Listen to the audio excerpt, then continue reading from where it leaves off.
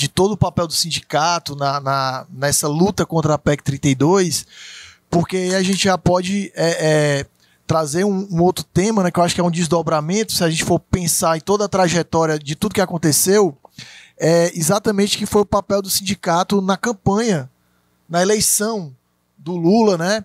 E aí acho que a gente precisa destacar, a gente deve destacar e não pode esquecer o papel fundamental do Sinasef, no Consinasef, onde nós aprovamos a consigna eleger Lula para derrotar Bolsonaro, né? E que assim,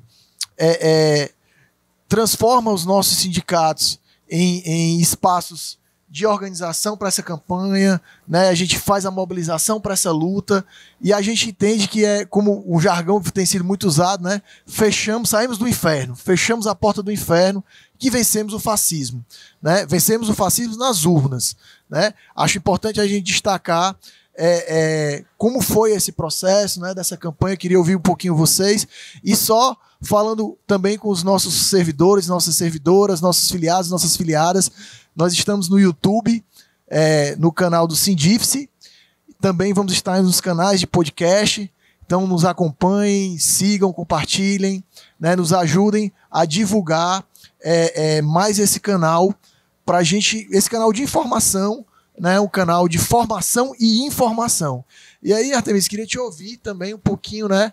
Você que esteve aqui nas ruas com a gente, né, que teve com a bandinha, que teve na aprovação do nosso comitê em favor da democracia. Queria te ouvir um pouquinho de como foi o papel dos sindicatos na campanha. A gente, aí, Lobão, nós derrotamos a PEC e derrotamos o Bolsonaro nas urnas, porque essa vitória também foi nossa.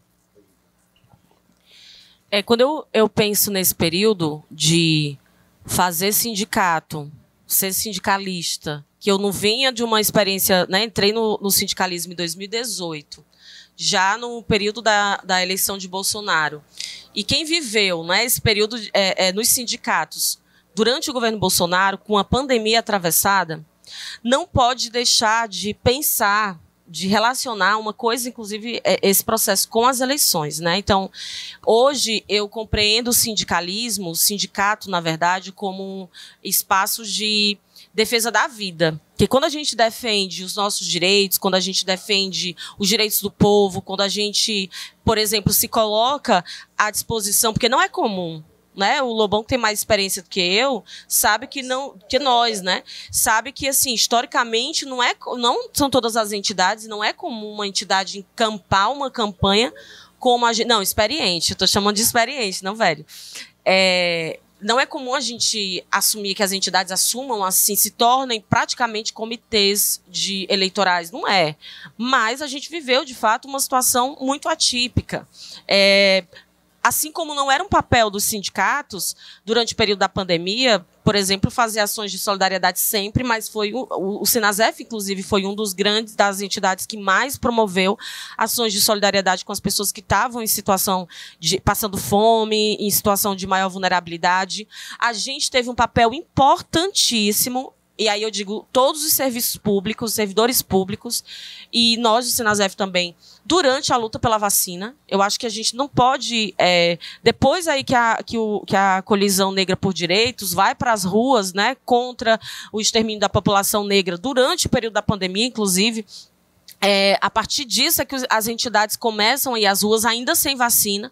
A gente se coloca, e aí eu lembro, né, impossível esquecer, a gente estava no primeiro ato que teve aqui em Fortaleza, né, sem vacina, todo mundo com medo ainda, com muita insegurança, de máscara de face shield também para poder se proteger, mas e deu um pouco dessa emoção, né, que o Lobão fala, assim, dessa angústia, mas ao mesmo tempo a gente sabia que não tinha uma outra alternativa, ou era isso, ou era a vida de todo mundo, né, em risco. Então, assim como a gente teve uma participação muito importante durante esse processo, também nas eleições, né, não seria diferente. Então, a luta pela vida, a luta por direitos, a luta pela vacina, né, pelo auxílio emergencial, e, inclusive, nós acabamos que pressionando o governo Bolsonaro para acelerar a vacinação para o restante da população, porque o fato da gente se colocar, por exemplo, nas atividades remotas, e aí gerou toda aquela tensão com o setor privado, etc. Então,